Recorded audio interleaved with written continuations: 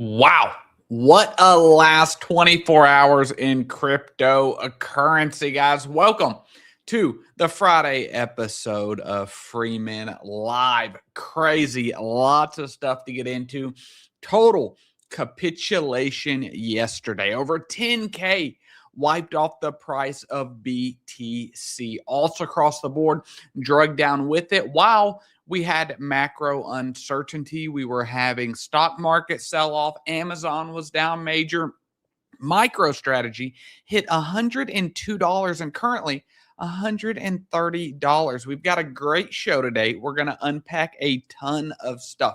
But before we get into that, if you don't follow me or subscribe over on YouTube, please do. And make sure to click that thumbs up button. Click a like. It helps a lot, gets more people in here as a part of the Finance Freeman family. If you're watching over on X, make sure to give a follow there and shout out to one of our sponsors of this stream. Without Blofin, it would not be possible. If you want to sign up for Blofin, it's where I do all my trading personally. You can. There will be a link pinned on my X page or also in the description on the YouTube video. And if you want to find a community to be a part of, my Discord is one where we do lots of trading, all kinds of stuff. But remember, nothing I ever say is financial advice. I am not a financial advisor, and always do your own research. Now, if we understand that, let's get in to the live stream. Yesterday was a day like I had not seen in a very, very long time. I mean, seriously. How crazy was that? It was just constantly down, down, down. I mean, if we come over here and take a look at just the 4-hour chart yesterday, it was absolutely horrible. I mean, this is a few days, 32% down. Ended up hitting this 60K level, actually wicking underneath the 60K level for a momentary period of time. Lots of capitulation was happening all across the board. And I told you on the live stream yesterday that I had an order right here. 58.1K. I had an order. I got front ran. But the big question is, was that the quickest bear market ever? Are we now going to go up, up, up? You can see BTC at 70.5K at the time of recording this video. So we're going to get into it. I'll give you my opinion on what I believe is happening. But wow, very, very good recovery across the board. Fear and Greed Index is still at 2.4 trillion overall market cap for crypto. If we come over here, let's go check out the comments. Let's look. Yo, I'm on YouTube. Maybe I should change my PFP. What's up, Ted GM? Guys, I'm happy to have y'all here today. I say it's not over. It had to do a retest. Then we'll see. Be ready, DCA more. Yeah, you can never go wrong. DCAing quality assets, in my opinion, never financial advice. But just look at this. Still, even though it feels a lot better, right now, we all know that it's been some rough times in crypto. And I want to tell a story. Yesterday, the kiddos got home and everything, and we got a little golf cart, a used golf cart that I bought so we could, go around the neighborhood and stuff like that. And obviously, my wife, she's not into crypto, doesn't know what we're doing and stuff, but it's a rough day. Whether you've stabled a lot, stable coins, whether you're fully exposed to the market, whether you're not exposed at all, it's just difficult to see something like that. Everyone questioning, is your industry that you love going to zero, And I come out and there's like all these random neighborhood kids like wanting to ride the golf cart. And I was just wanting to go with my boys, my wife, go down there, ride the golf cart. I didn't want to deal with all these kids. Well, what's wrong? What's wrong? It'll be back. And I'm like, I know, but it's just, we all process things differently. And it's, I'm in a good mood. I think that these opportunities are needed. And I think that even going lower could be good for everything. But MicroStrategy came out yesterday, said some things that I want us to go over real quick because I think it could kind of lay some context. But if you're somebody that maybe capitulated, selling on the way down, or you're someone that has a lot of fear, you're definitely not alone. There was this yesterday thread guy posted, either crypto just DIED, a miserable fast death as an asset class, or all risk assets are about to go. And Bad Calls posted this, ha ha ha ha. And it's evidently a thread guy swapping one BTC at 63K. So like almost the Pico bottom. And he actually responded to this. I don't know, maybe he deleted it and I can't find it. And he was basically saying it was a tax loss harvesting thing, which really didn't make a lot of sense, but it looks like he's deleted that. I'm not trying to give thread guy a hard time. I've been there before. I completely understand the feeling, and to his defense, I think it says he had like 11 BTC, if I was reading that right. Like he sold 10% of the portfolio. So not a big deal if you feel like you're overexposed to something. I remember Lark Davis posted something last year whenever we did whenever Liberation Day came and liberated the price of absolutely everything. I remember he came out saying that, hey, he felt over leveraged, and that's always okay to do, but we just can't make emotional decisions, in my personal opinion. But when we come over here and look at MicroStrategy, the largest digital asset treasury company, right? What you're going to see here is that it hit the price of 102 yesterday, and it is currently sitting at 132. It looks like it just dropped down.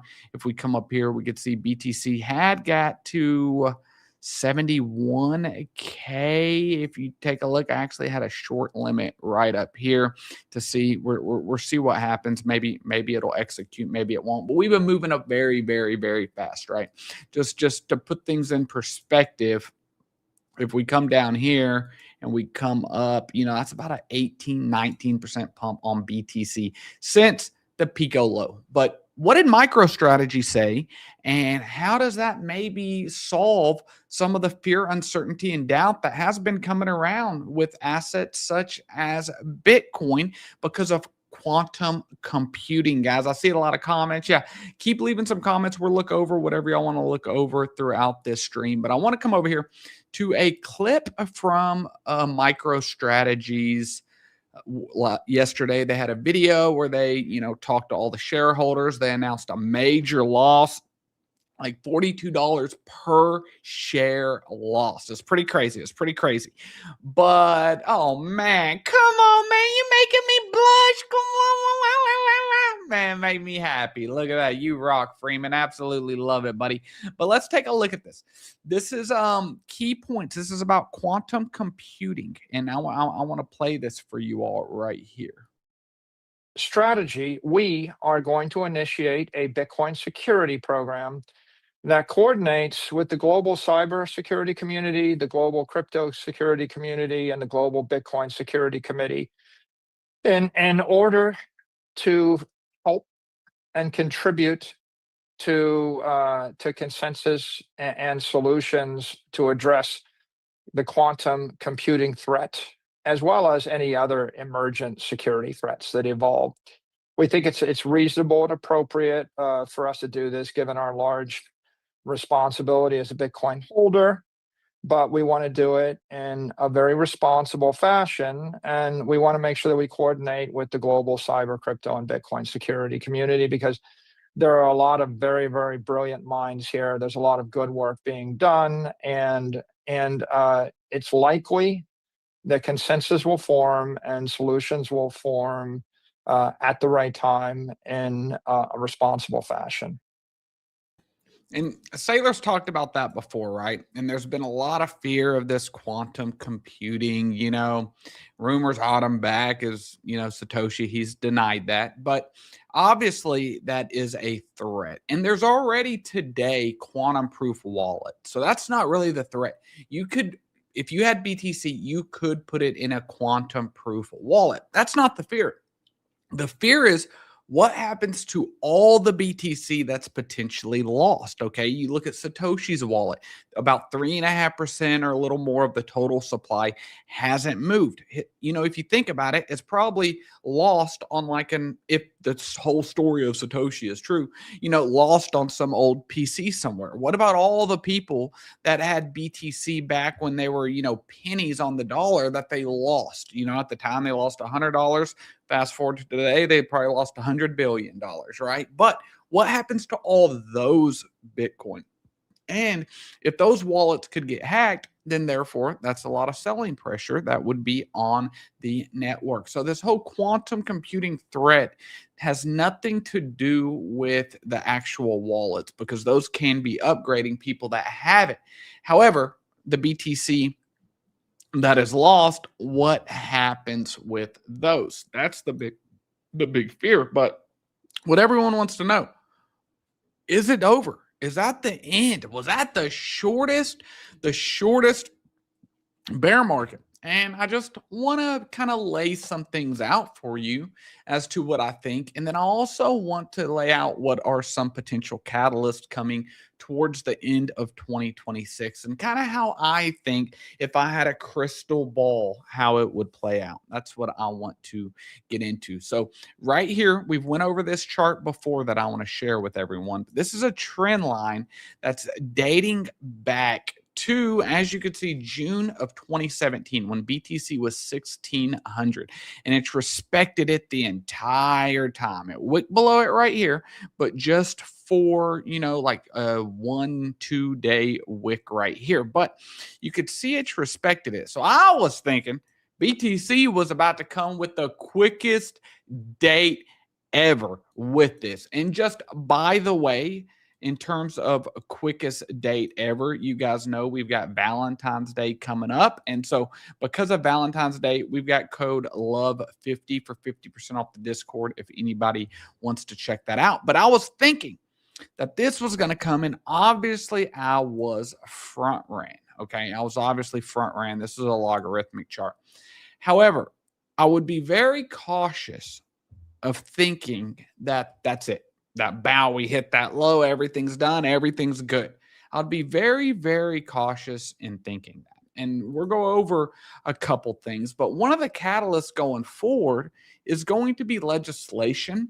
And so I want us to play this video in a little bit talking about what is, some of the catalyst with the Clarity Act. But we've seen huge rebounds all across the board. This right here is KASPA, and look at these kind of numbers that it's doing. Like this is a pretty big pump on an asset that's like 800 mil market cap. That's a 30% pump. Now obviously everything's following BTC, so we want to keep a very, very close eye on this. But it's really amazing when we start doing a deep dive on Bitcoin, looking at the fibs, and then we're going to compare it to gold and silver to see, hey, what are some moonshot predictions for BTC potentially next cycle? But I know it's been extremely difficult on a lot of people. It's very, very difficult. If we just come down here and look, Ethereum just made it back over 2K. XRP under $1.50. Oh my gosh, XRP Army, what's going on? What's going on? Looking good, bud. What's up, man? Thank you for being here. Thank you for being here. Toshi up 18%. Yeah, we can go look at Toshi here in a little bit. But, the only thing that's holding up is hype, which is like the only asset that Binance kind of doesn't have its hand in a large portion of control. So it's very interesting when you think about that. And it kind of makes you think there's a little bit of truth behind this Binance, manipulating things. Obviously, this is just my, moonshot opinion kind of thing, or not even something I truly believe, but it's a cool hypothetical scenario to think about, because why else would hype be doing so good? Now, obviously, there's a lot of traders, a lot of leverage traders, but a lot of that has gotten wiped out. And so I want to come over here before we get into some technicals on some of the different projects. And I want to show you that I think a lot of big money is waiting for legislation to come through. And I want to play this video of this was just a couple days ago, I believe yesterday. And this is Treasury Secretary Scott Bessent talking about legislation. Based on what you know now, what is your opinion about the importance of having clear rules of the road, market structure legislation in the United States? Look, I think that it's impossible to proceed without it. We have to get this Clarity Act across the finish line, and any market participants who don't want it should move to El Salvador. So, as a industry, what is the benefit to having this industry embedded in the U.S. economy? Well, again, as I said, that there seem to be people who want to live in the U.S. but not have rules for this important industry, and we've got to bring safe, sound, and smart practices and the oversight of the U.S. government, but also allow for the freedom that is crypto. And I think it's a balance that is being worked out. It was worked out in the Genius Act, and I'm confident with leadership of people on both sides of the aisle that we can get clarity across the line this year. And so why is this so important? And I posted something yesterday. Let me come over here and show you all, because right now we are waiting for big institutions to come in, right? We wanted it with Wall Street, but we're still working on large adoption. Okay. And with wanting large adoption, if we really want to have Wall Street here like we wanted the ETFs. If that's truly something that we want, well, then we need some rails. We need some rules. And like I said yesterday, crypto didn't sell off because of retail. This was a risk on unwind across markets. This is equities too. If you look at Amazon yesterday, Amazon went down about 10% after what were perceived as pretty positive earnings. Okay. And they all sold off. So Bitcoin is not looked at as a store of value. Bitcoin is currently looked at as a risk on asset. And my opinion is that since Bitcoin is the most risk on assets, that it's just the first to move. And the reason I do not believe that the bottom is in is because I believe what we see happen in crypto is just early, that it's going to happen in stocks and it's going to happen across the board. But, a lot of those flows yesterday came either from ETFs, which if ETFs are selling, it's only because there's someone on the other side, a customer like myself, whether you're talking about iBit or any of these other ETFs, wanting to sell it. But a lot of them did come from digital asset companies that are treasury companies, DATs. Okay.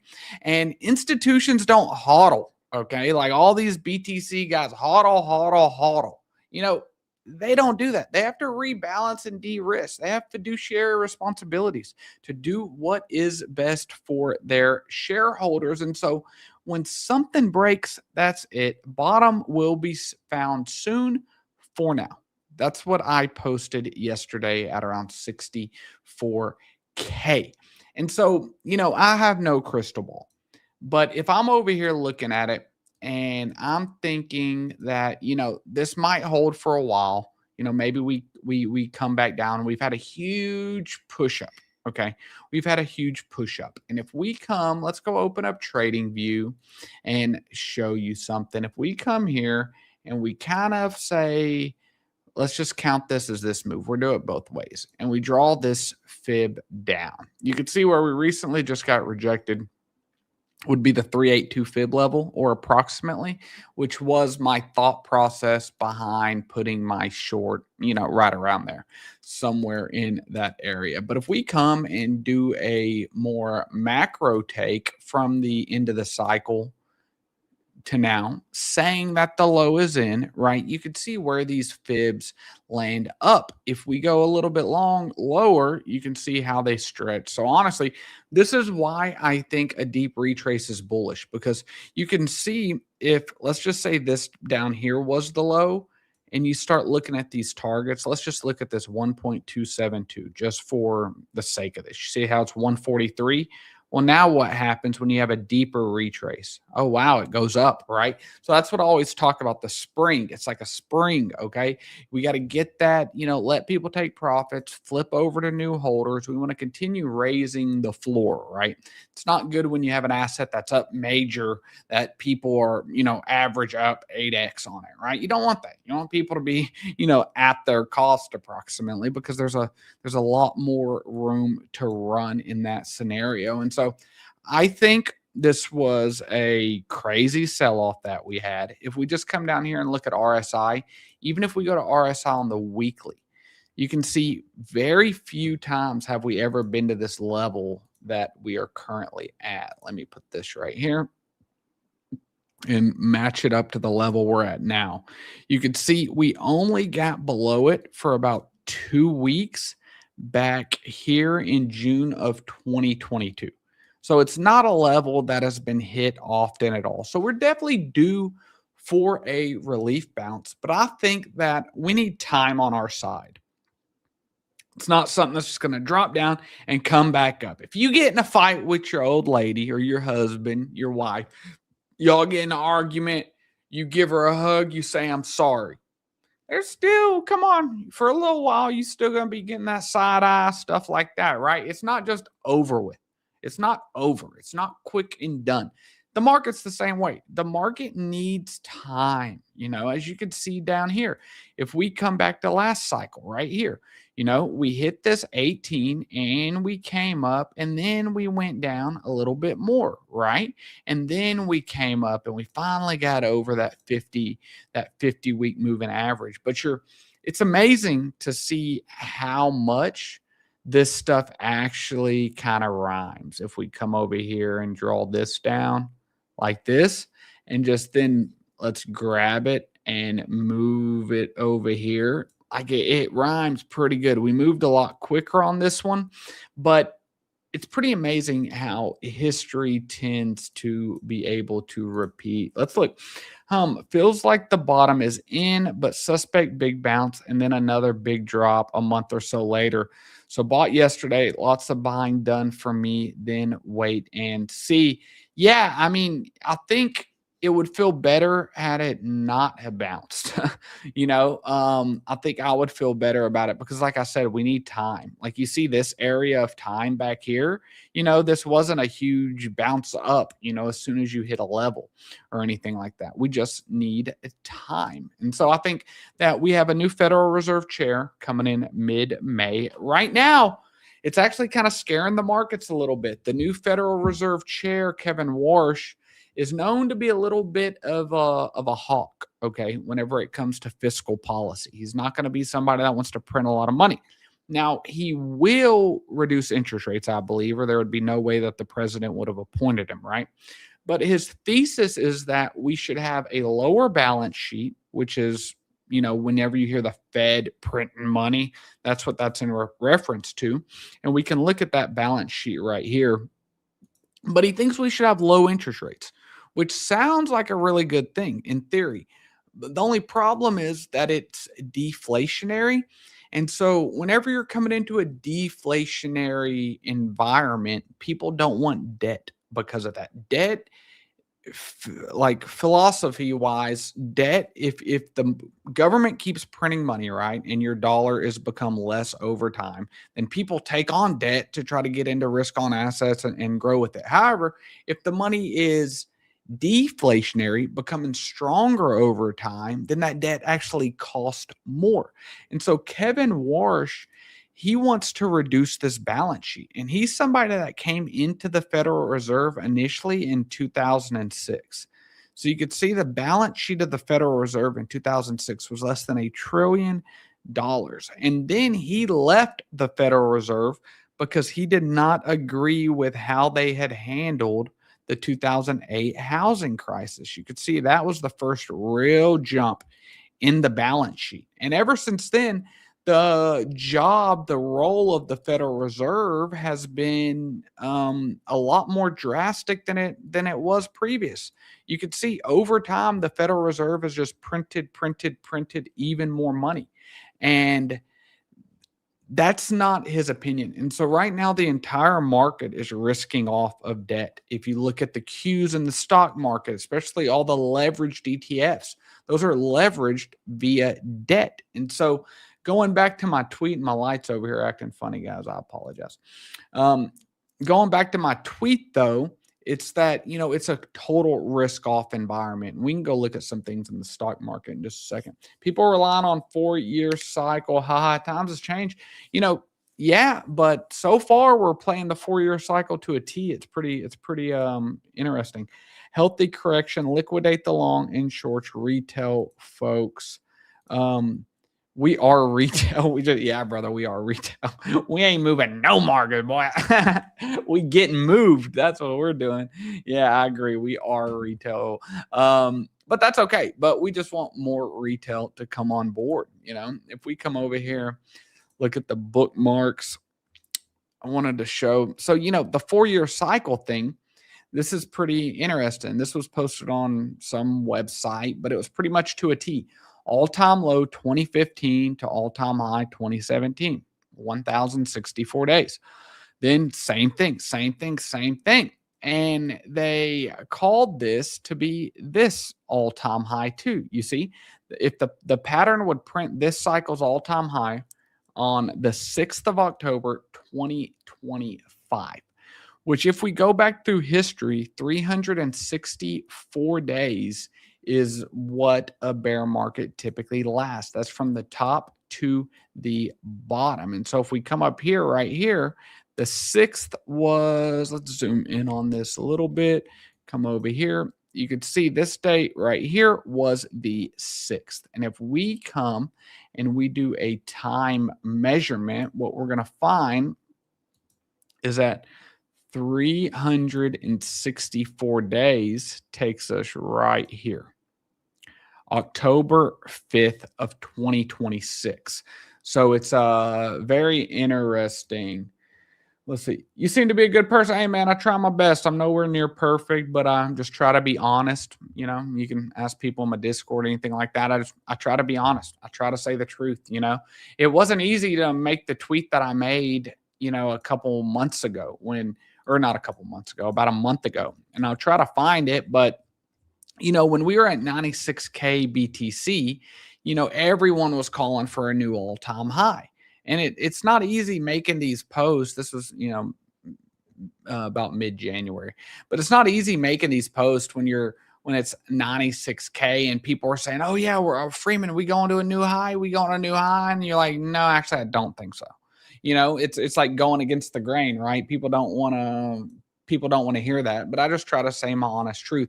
Now, where I was wrong in all of this is that I thought what would happen is it would take a lot longer. I didn't expect this to happen so quickly.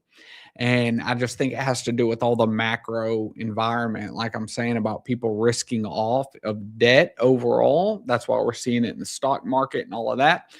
So I expected kind of like 70-ish to be the low, but that was just based off a time thing, but none of the other data changed with it. Because if I come over here and I show this right here, let's move to the daily right here.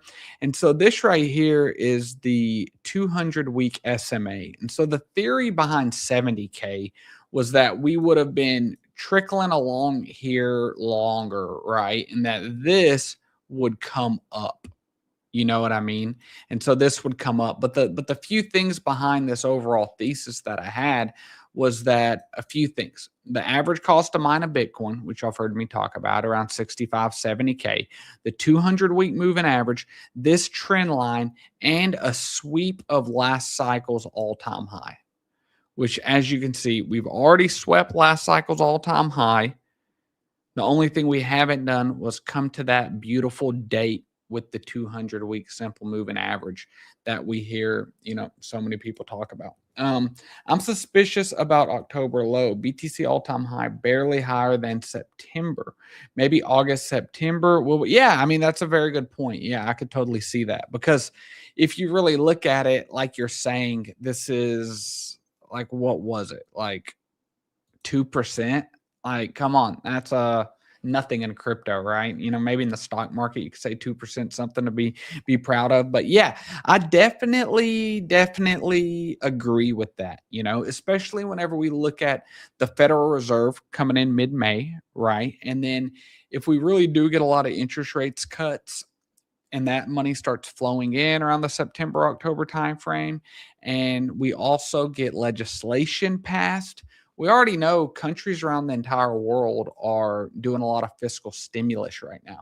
So yeah, it could definitely be a little earlier, maybe even as early as summer potentially. We just have to wait and see. But I am very disappointed that my order didn't go through last night, and that I got front ran, and I was planning on buying a BTC, putting it on cold storage wallet, and leaving it for my kids and not even thinking about it. But that didn't happen. But I think it will happen. I do. I could be wrong though. Could be the absolute bottom. Let's go. What I was just on right there, guys. This is a deposit bonus. If anyone's interested in our channel sponsor, Blofin, it's an exchange I personally use, and that's where all my trades are posted at and everything. Let's go look at what CT is talking about. Benjamin Cohen.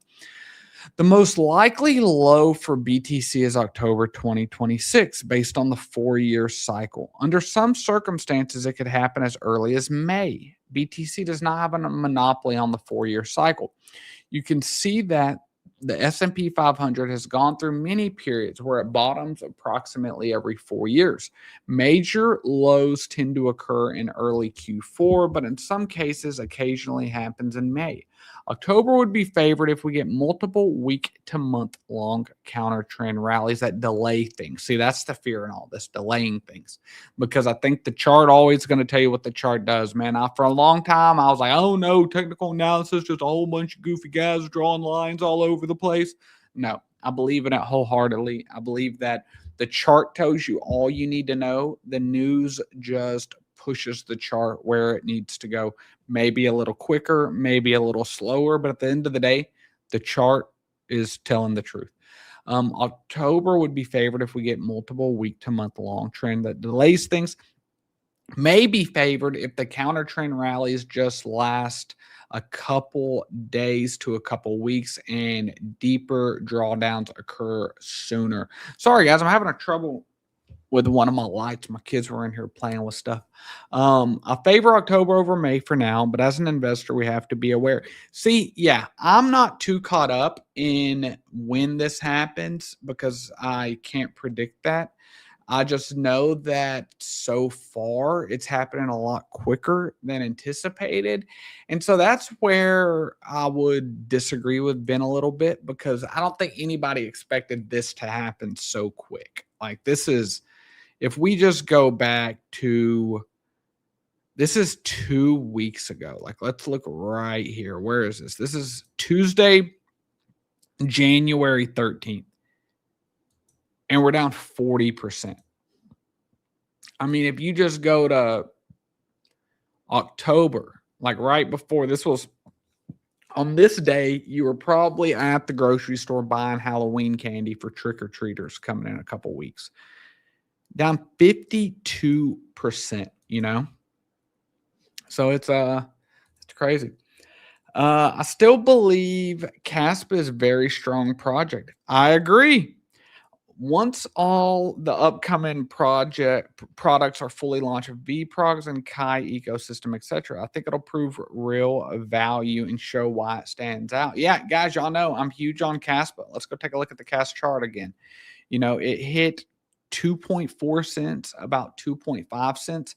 I made a video a couple days ago thinking that it might go down to around the 2.3 level, but we just have to see. And with BTC capitulating as quick as it has done, and you know, if it only sweeps a little bit lower, like say BTC makes it down to 55, you know, something like that, then CAS ending up a little bit over 2 cents is, you know, okay. And you know what lines up cool with the CASPA, with CASPA price, is that there's a lot of stuff going on. And I'm trying to get Michael Sutton up here on the channel. He's responded to me. I think he'll do it. I think he'll do it. But this is one of the lead devs at for CASPA, and he's a super smart guy. The only problem is that he's too smart. Like you can't explain this stuff to me. Like I'm like, you know, not the smartest guy in the world, or at least not like from a tech side, you know, like I don't know, covenants plus mini update, you know. But anyways, this testnet 12 is going on to CASPA, and he just posted reset delayed to Sunday. But if CASPA is truly able to be proof of work and be able to scale and do everything Ethereum's doing, then there is no reason CASPA doesn't get mass adoption, in my opinion. There's a lot of good people working on CASPA right here. This is Coder of Stuff. Would love to have him on the platform as well to come talk to everybody. But, you know, it's just an amazing project. If anyone here does not know what CASPA is not familiar with CASPA, I definitely recommend going to do your own research on CAS. This is a guy that's recently started working KEF grantee since 12/15/2025. Is Cash US based? Good question. So CASPA was actually, so the founders from Israeli, but CASPA is very similar to BTC in the sense that it's fair launched. It's fair launched, proof of work. If we come over here, this actually isn't even like an official website type of thing. This is by the community, right? So they try to be extremely decentralized. But if we look, CASPA is the fastest open source, decentralized, fully scalable layer 1 in the world. It's the first block DAG, so it's not a blockchain. And you can see how that looks right here. Those are all the blocks. So if you look at something like Ethereum, something like BTC, it's just like one after another, after another, after another.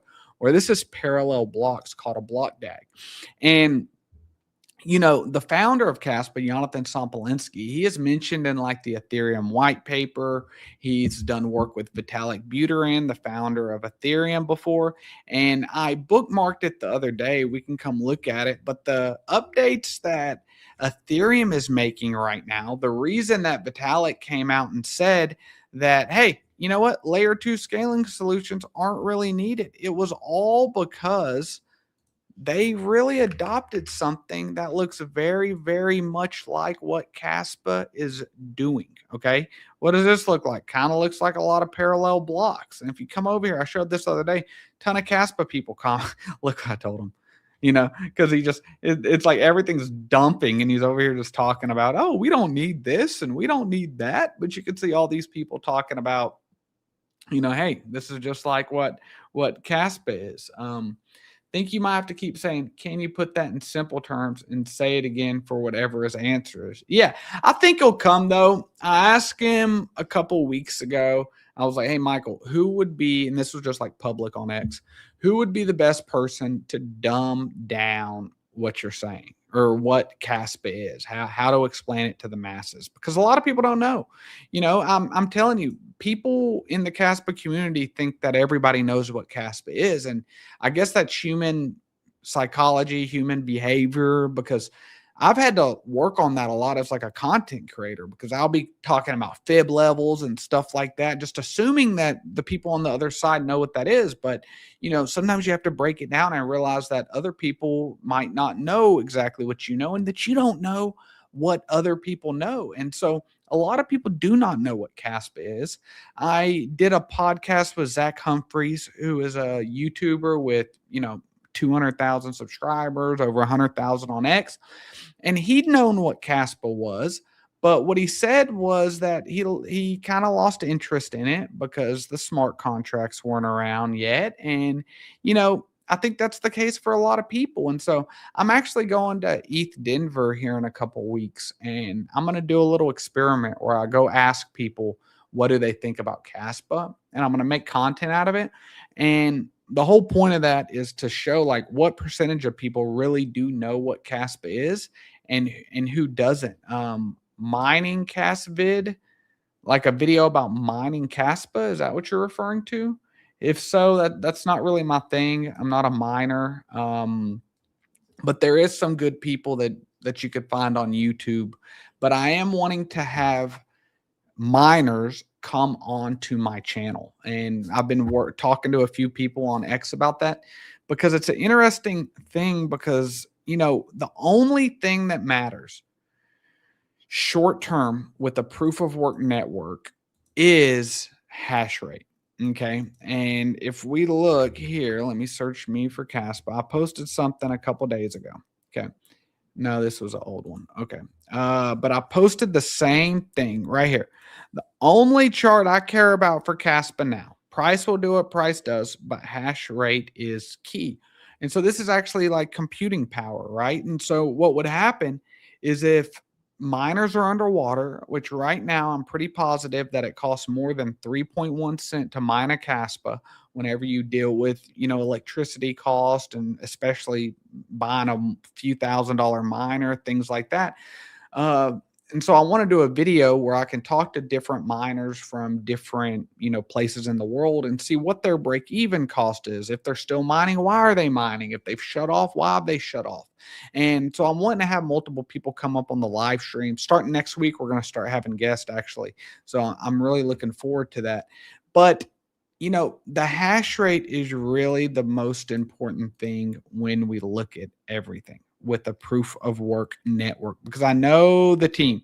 I know KASPA is doing a ton of upgrades. Like I didn't mean I personally know the team. I just know what they are working on. And KASPA doesn't have a team in the sense of somebody that controls it like other networks. It's proof of work. And so the only way you get any type of control of the network is by owning 51% of the hash rate, which means 51% of the computing power. And so that's why I only care about the hash rate, because if the hash rate drops down to 50 petahashes or something low, then theoretically one huge mining facility could have 51% control over the network, right? And that's what you don't want. But it's looking pretty good right now. Let's look up an updated hash rate. This Two Miners website is a very good website for looking at this. But look, 425.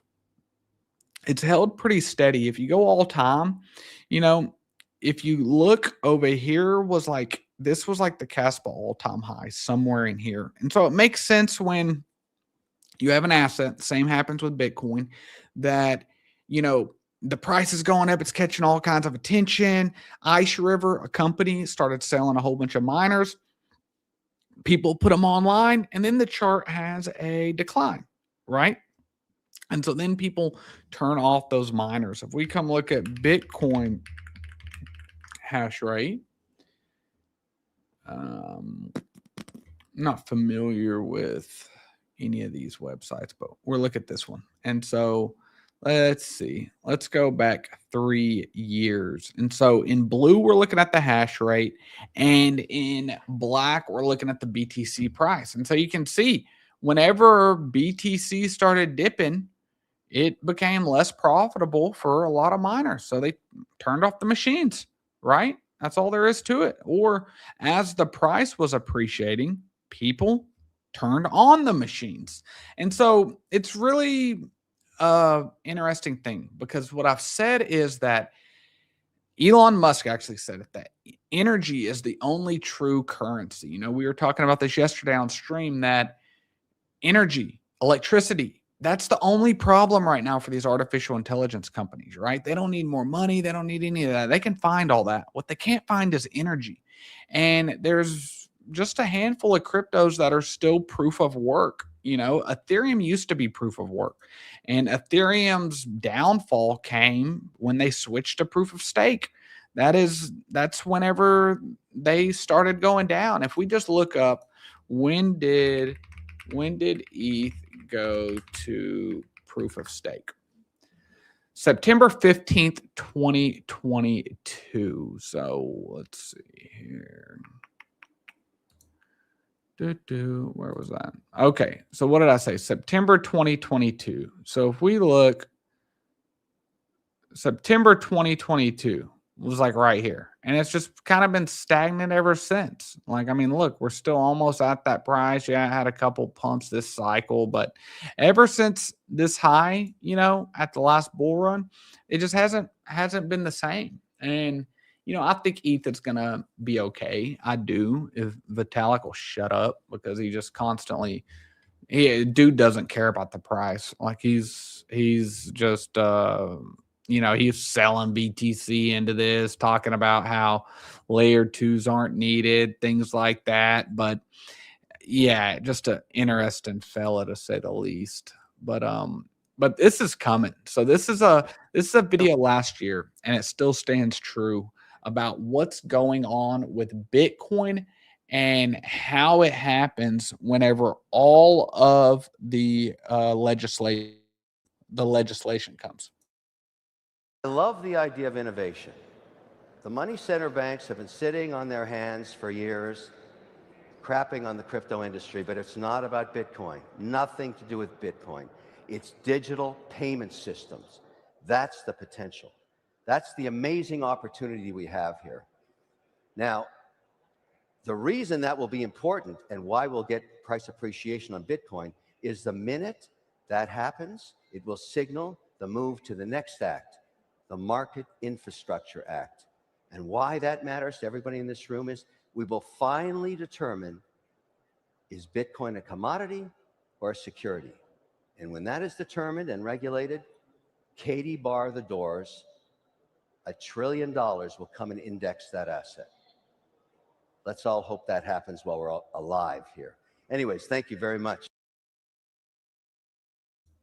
So it's very important for us to look at some things. Let's go look at gold market cap, because gold is a commodity, right? And so if we come over here and take a look, 35 trillion market cap. And so to put that in perspective for everybody, if we look at cryptocurrency is 2.39. Okay. So you can say that gold is approximately 15 times the size of cryptocurrency as a whole. If we take BTC at 1.4 trillion, okay, then you could say over 20 times is what the market cap of gold is. It wasn't too long ago, it was only 10. But the reason I bring this up is because gold has made some parabolic moves. And using some technical analysis, I want to break this down on stream for you all. So let's go to the daily, or you know what, let's go to the weekly, because gold's so, you know, been around forever. So let's come over here. Let's go from 1900 to this low of 1,000. And you can see where these fibs kind of line up. If we come back to a little older, I'm trying to figure out which one I looked at that time. I think it was this right here, because this was what, 800 to 251. Thinking it was this one, doing this live on stream. I've done this on the YouTube video before, but yeah, am I on the logarithmic? There we go. But you could see how explosive moves it's made before. And we actually had an extension, a full Fibonacci extension. But even if we just look like this, okay, this was 1900 to this low right here. Okay, so if you wanted to see that, that's like a 2.68 fib extension, which that's not the best one. I could do some better charting, but just to kind of come over here to like BTC and think about how much money that is, you know, how much money that truly is. So like from here, if let's say we bottomed around like 60K, okay, or let's just say we're already bottomed, just theoretically. You know, just hitting some of those same levels is pretty crazy prices, you know? And we also have to take into consideration that, you know, how much smaller of an asset this is. Like if if we go to market cap of, I wonder if they have, if y'all have y'all ever been to market cap of?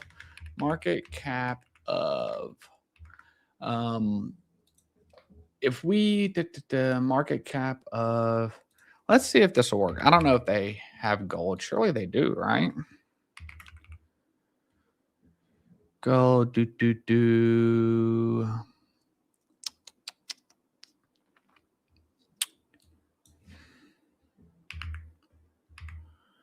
don't have it. Anyways, it's okay. That's okay. Blooper. But you know, if you just think about it, like if BTC was just half the market cap of gold, it'd be $1 million right now, right? Like it would be $1 million asset right now. And I just, you know, obviously we're not there yet because it's not seen truly as a commodity. It's not truly seen as a store of value, definitely, because we would have seen BTC running whenever we had gold running. But I honestly think it can get there. I think it can get there as long as some of the FUD gets put to the side. And I think that MicroStrategy, kudos to them for what they did yesterday, coming out talking about the quantum computing that they talked about, you know, and this was huge talking about it because a lot of people are worried about the quantum risk. Let's see. KASPA Silver has some good videos on node miner setup on YouTube. I've never watched those, but I do know who KASPA Silver is, and we've chatted on X. Seems like a very good, genuine guy. Definitely recommend following him. Ethereum switched to proof of stake in 2022. Do you think it could be a factor in its performance? Yeah, I do. I think that I do. I truly do. But I think it's more than just that. Like, I think that, you know, we've obviously had a huge rise in Solana, and Ethereum is not built for retail. Like, retail is what Solana is built for. You know, that's why when Trump coin came out, it hit $300, right? Because everybody was buying it to swap into it. What Ethereum is built for is institutions, or that's what it's going to end up being built for. I don't know what they originally built it for. But, you know, if we come over to DeFi Llama and take a look at total value locked, this is huge. Like, this tells me ETH's here for the long haul, right? Like, if we look at this pie, 56% of all money in DeFi is on Ethereum. And if you add, if you add Ethereum layer 2s into the mix, so you got 56% for Ethereum. If you add Base, that's 60%. You add Arbitrum, that's 62%.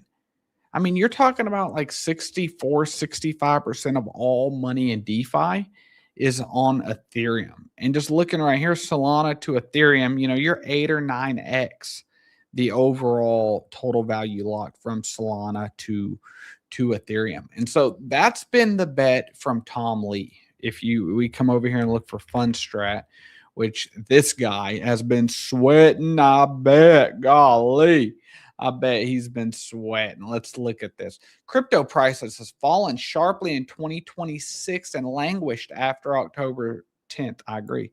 Fundamentals have been good as daily transactions are surging, but prices lagging, a contrast to press crypto winters. And so you can see over here the downturns.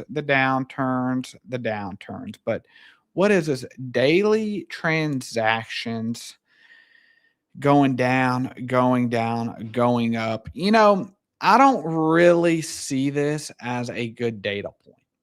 And I'll tell you why. I don't think you can use transactions happening as a data point anymore. And the reason I say that is because if you just come look, like this is a meme coin we're playing with in the Discord. Like, this is a lot of volume bots going on, trying to keep volume. Like, some of it's real volume, some of it's volume bots, right? If you come look at Base Chain, for instance, you know, Base has crazy numbers of transactions, right?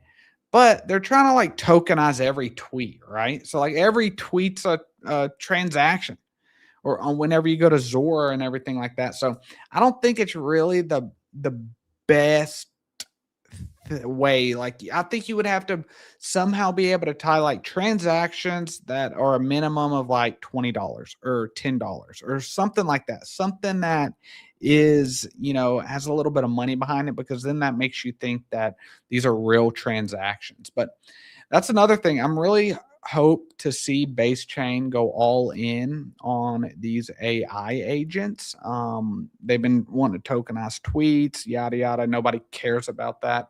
I've been screaming from the top of my lungs. But let's come over here, look at some charts real quick. If there's anything that y'all are interested in that you want me to specifically look for, let me know, and we will take a look at it over here. But yeah, this is BTC really been on a run since last night. I'm wanting to. We'll see. I do not think we're done overall. The low may be in for a while though. I don't know.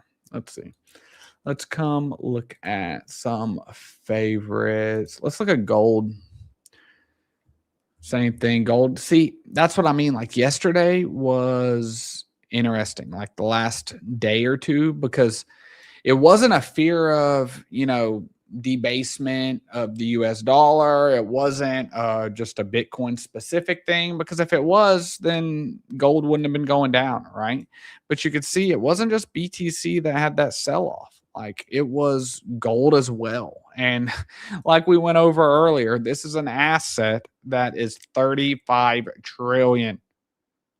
5% wiped off of it, you know? And so I think it's very important to look at everything. I think I posted earlier in the Discord. This is my Discord, talking about the most important thing to look at. I'm trying to, I don't remember exactly where I posted it, but we got a lot of talking about a lot of stuff in here. Maybe it's in this one.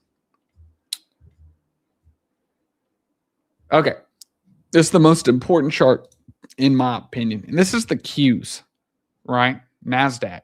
So it's not that it's just over for BTC or anything like that. We've been on a complete market sell-off, you know, across all assets pretty much, and it's going back to what I was talking about. I think that people are deleveraging debt. They're afraid that deflation is coming.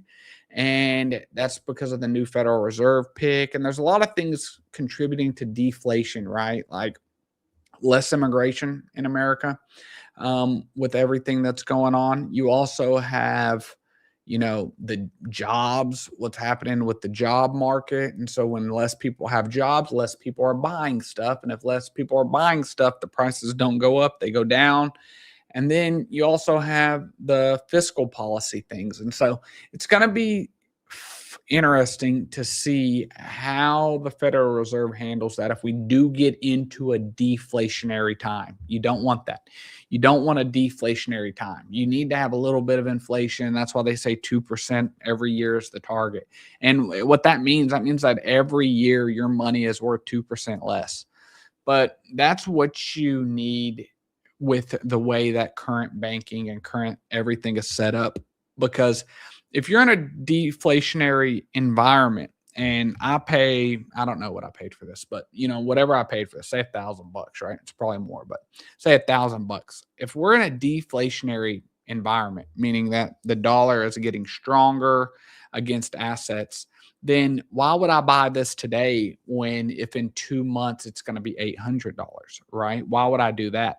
And so there's a fear that with deflation, you know, the economy really stagnates. And that's why Trump, I believe, is pushing for lower interest rates. We have to understand what this entire economy is built off of.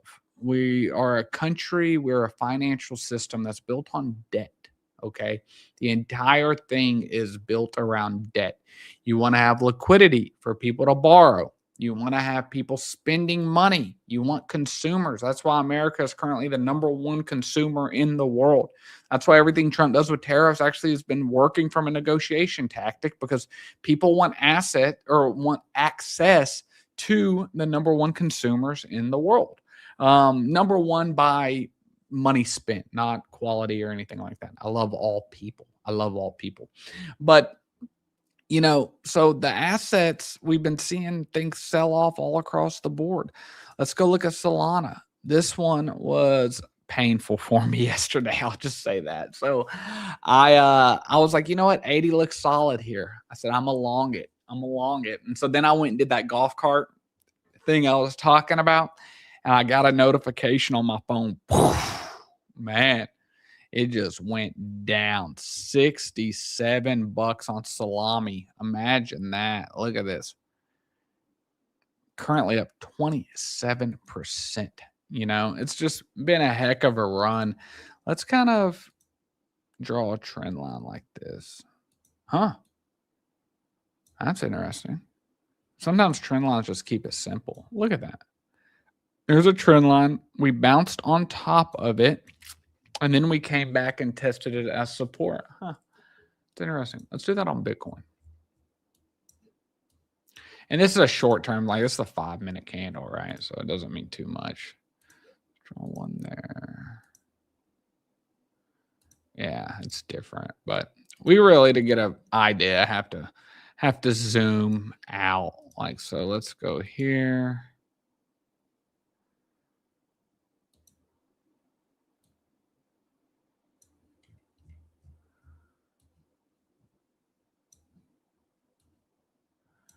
Yeah, we're getting. Oh, that's actually where my order is. Huh. Yeah.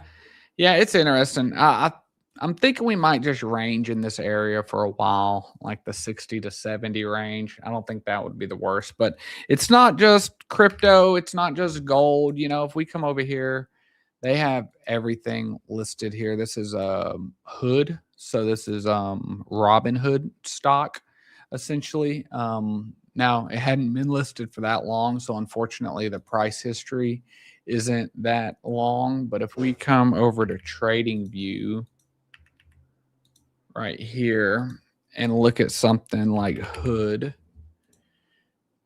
we can see how much it's down. I was very interested in this, still am. I use Robinhood a lot for like my personal stock stuff. Even just put an IRA in there because when I left my other company, I had a 401k and I transferred it to a IRA, and I'm moving it over from Fidelity to Robinhood so I can have a little more access to it, a little more flexibility. But you know, this is a stock, right? That October 8th, right? When did we say the BTC top was? October, what was it? 15th, October 6th, something like that. So look, it was actually October 6th. So the very same day BTC topped, Robinhood topped. Huh, interesting. That's something. Let's look into that a little more. Let's go look at something like Tesla.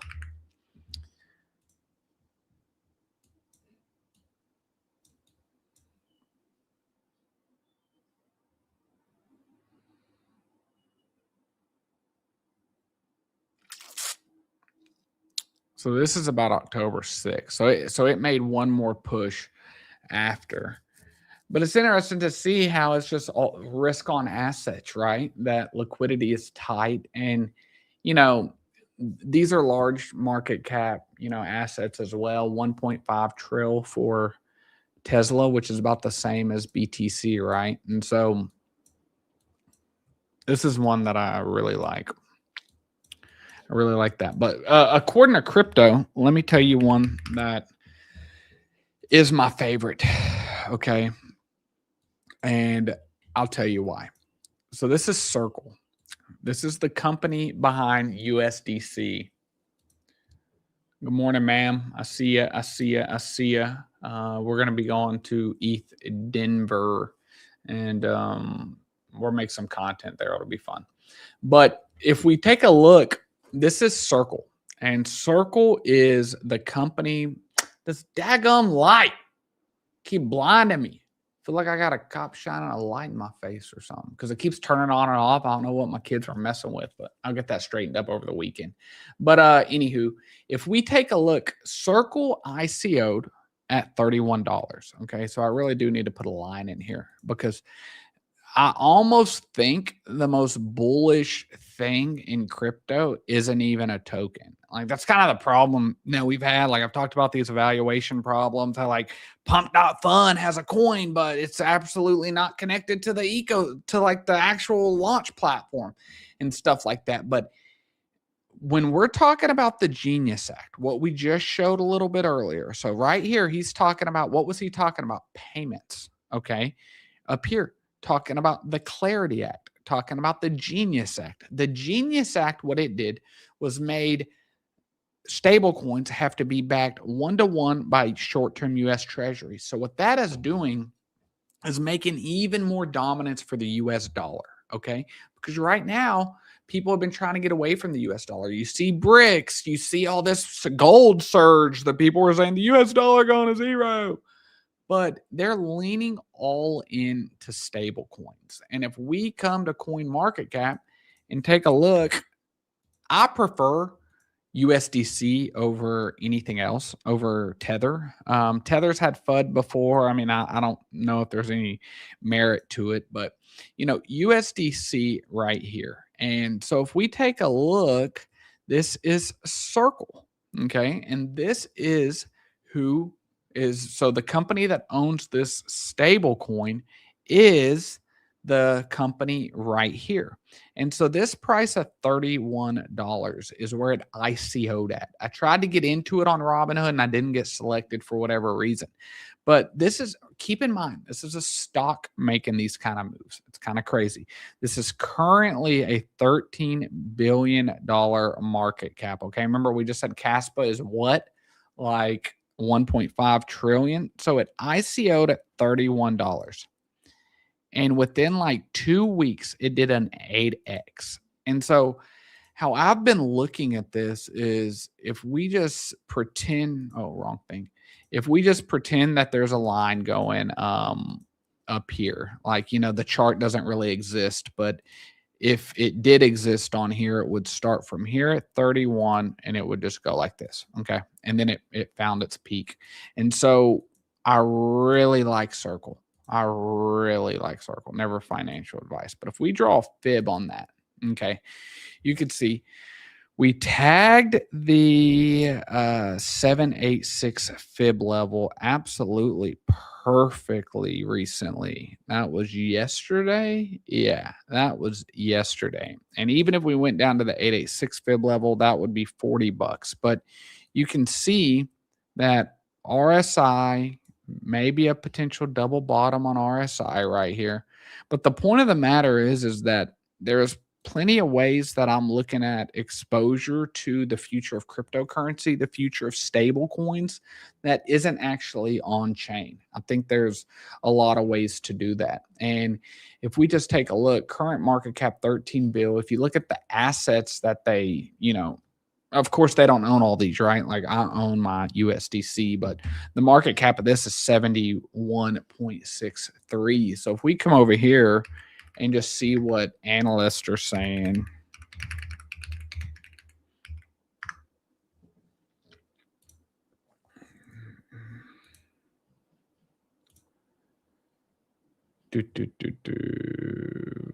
Target 131. Let's see what some more people are saying. Go to Yahoo. So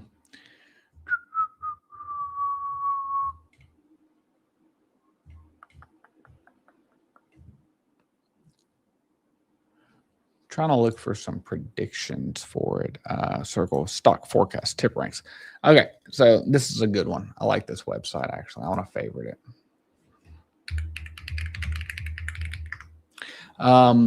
So you can see where it's at now. Low projection, which only 3 of like the 17 analysts have.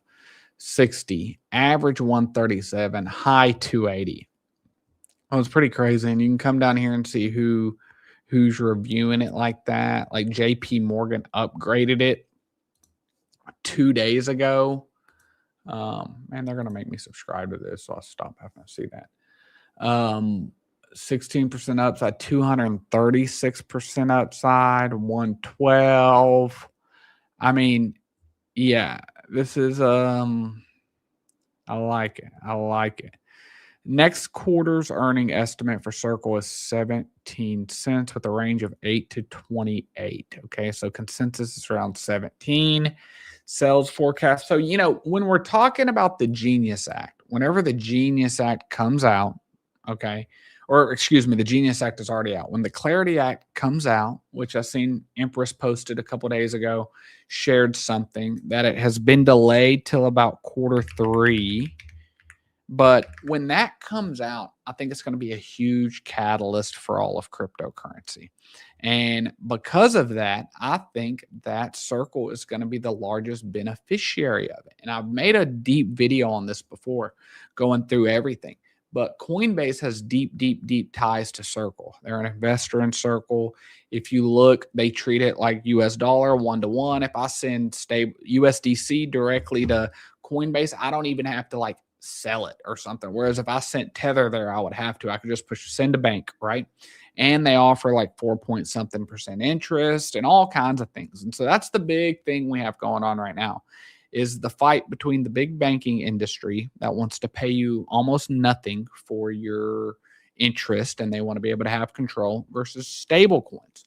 And I'm hoping that crypto wins and that we get good legislation that really helps. Let's see. The hard truth, the Clarity Act is the nationalization of crypto under the guise of consumer protection. I call it the final handover of decentralized finance to the same banks that nearly broke the world in 2008. The bill is never about protecting investors. It's about protecting incumbents from anyone who might actually disrupt them. In the end, clarity simply means that the old money finally figured out how to own new money. I mean, maybe. But we don't want that to win. So let's see. What did this say? A move like this is entirely possible given lots of shorts being liquidated. Talk of Clarity Act passing early spring. What happened here? ETH, man, I do like ETH. I don't think it should be written off. Let's go see what else is happening over here. The best time is when there is max FUD. Yeah, you know, we were talking yesterday about, you know, is Binance insolvent? People are saying that, but they just bought 3,600 BTC, right? You know, 250 million USD stable coins.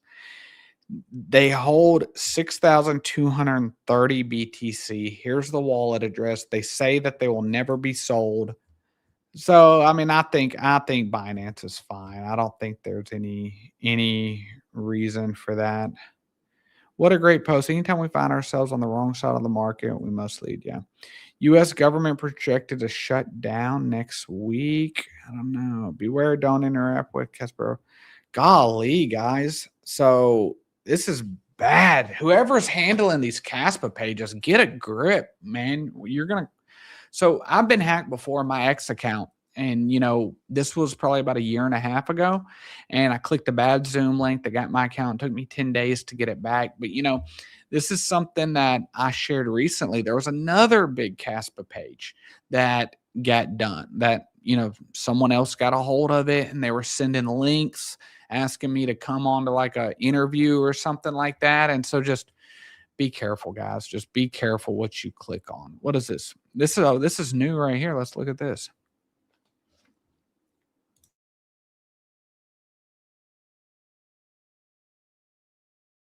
Genius Act was great. It focused on stable coins and put them squarely in the banking sector. So my good friend and controller of the currency, Jonathan Gould, is working diligently on coming up with that regulatory framework for stable coins. With respect to other sorts of things, I gave a speech a few months ago delineating what we are going to be working on and coming out with here shortly is a taxonomy, so-called, as to, you know, what are digital commodities versus tokenized securities, so we can give clarity to the marketplace as to what it is, and as Chairman Selig was talking about, and the regulation through enforcement that has so long bedeviled this whole area of financial services. You see, I really just think there's a ton of like people, a ton of money, a ton of sovereign not just sovereign nations, but just a ton of people that want to build on the blockchain. But the problem is with the previous SEC chair, everyone was afraid of being labeled a security for something. And so we need a framework that says this is what a security is, this is what a commodity is, this is what a token is, and this is the definitions of all of those. And we need that.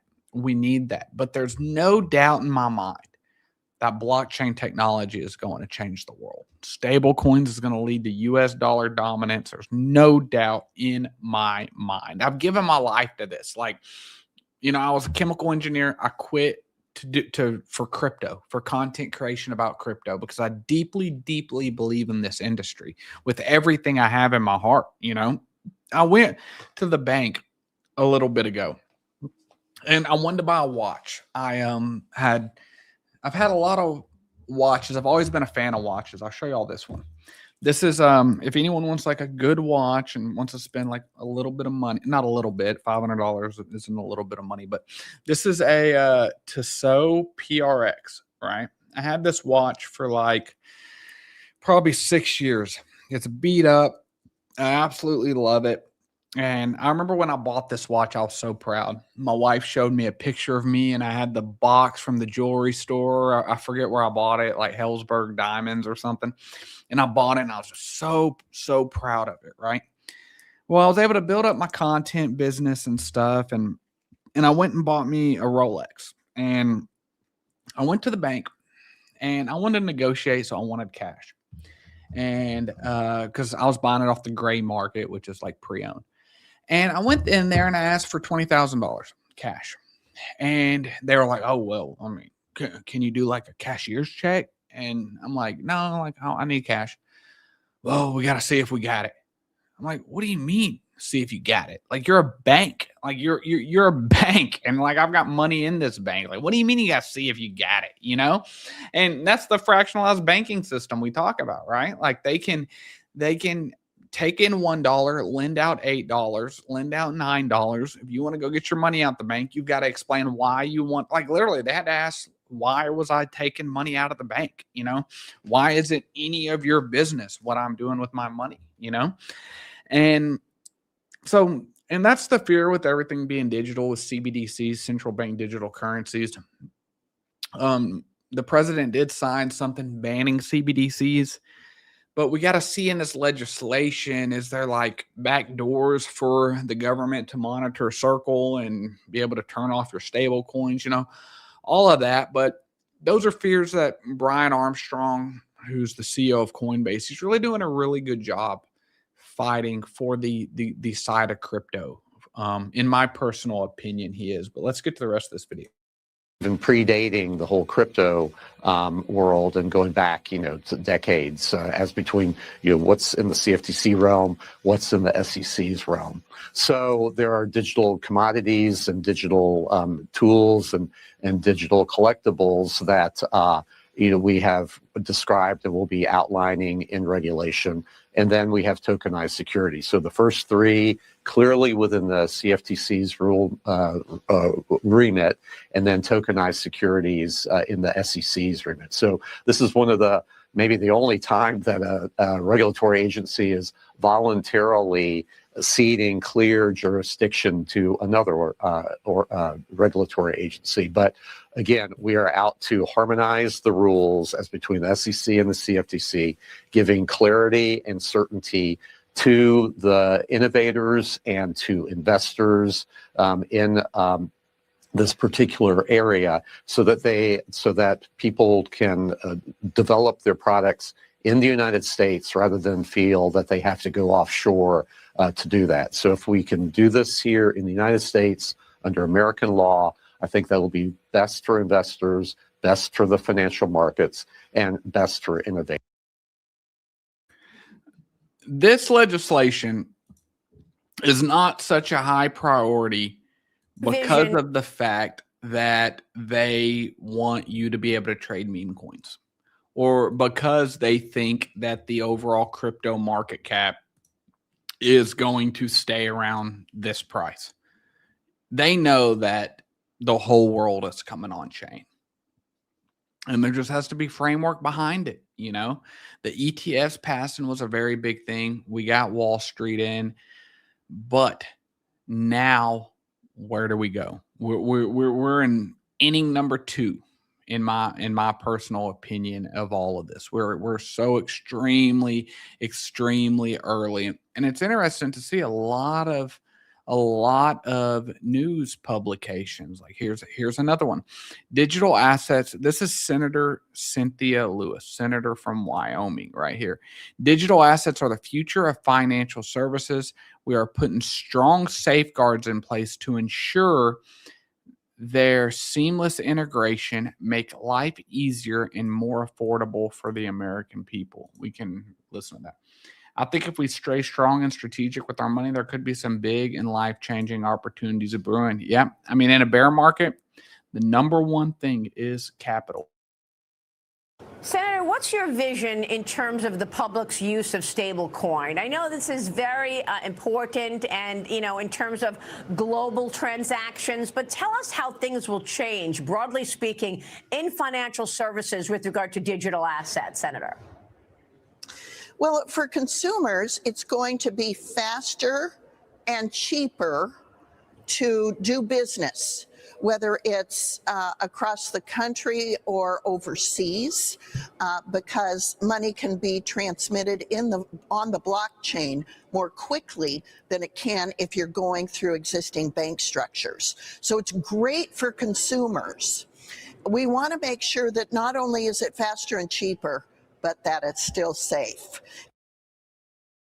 So we got to be careful, you know. I think JFK said one time, when the government says, I'm from the government and I'm here to help, be wary, be a little cautious, you know, but overall, I think it's positive.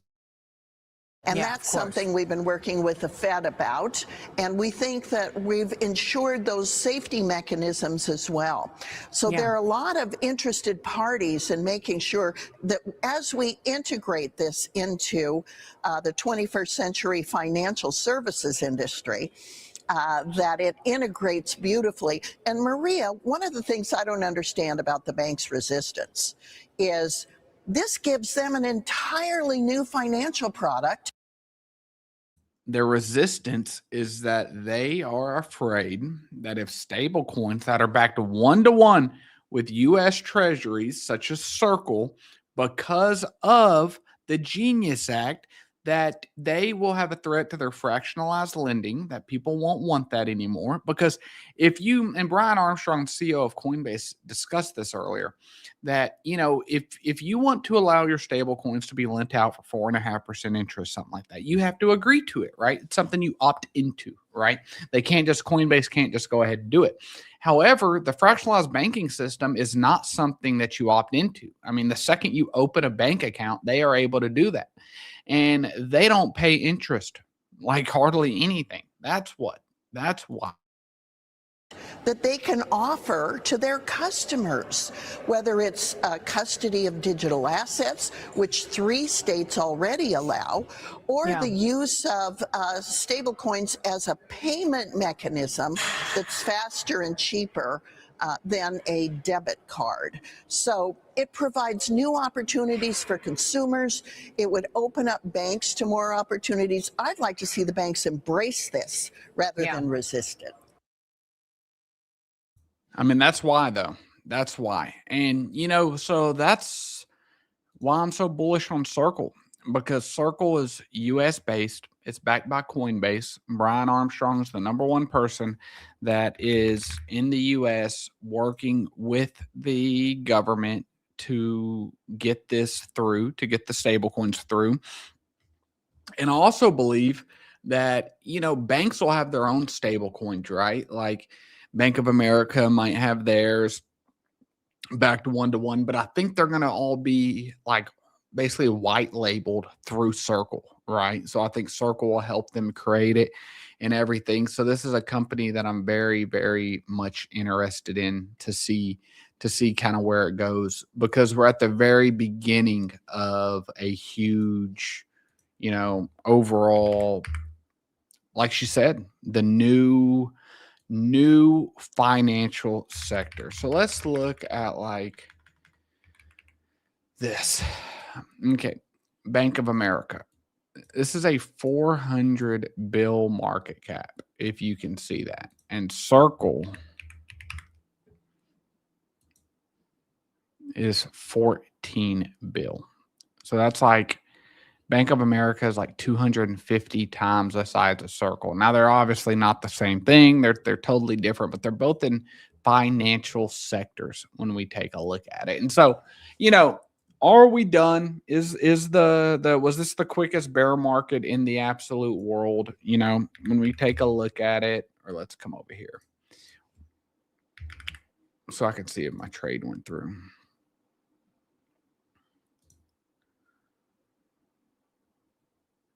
No, it didn't. So was this the quickest bear market in the world? I don't know. I think we need to range. Personally, never financial advice. I could be completely wrong. But I think we need to range. I think personally, I'm setting up for another low to the at least the 200-week SMA. Like I said, where I had my order set yesterday, where C could definitely go under that. It's gone under that before. As we can see back here, like right here, it went, you know, 30% under it. If we come over here and go 30% under that, you know, that takes you right there to 40K. 40K also lines up with, if we draw a fib from the bottom here up top, it lines up with around the 0.5 fib level, which also is right around a lot of support areas. You see right here, resistance support. So we'll have to see where we end up at. But I think the catalyst going towards the end of the year, when we take a look at everything, is that we're going to have this legislation that we just watched a lot of videos about, how crucial that legislation is. It's all going to happen sometime summer to Q3, maybe Q4 at the latest. But they're saying spring, so we're see. Hopefully around summertime is when that all comes. And then in the middle of May, we have a new Federal Reserve chair. We'll see how the market takes that. Interest rates, the president already said he expects them to be lower. He wants them lower, and I don't think he would have appointed somebody that didn't do that. So fiscal policy should get better. But like I said, it's not just BTC selling off.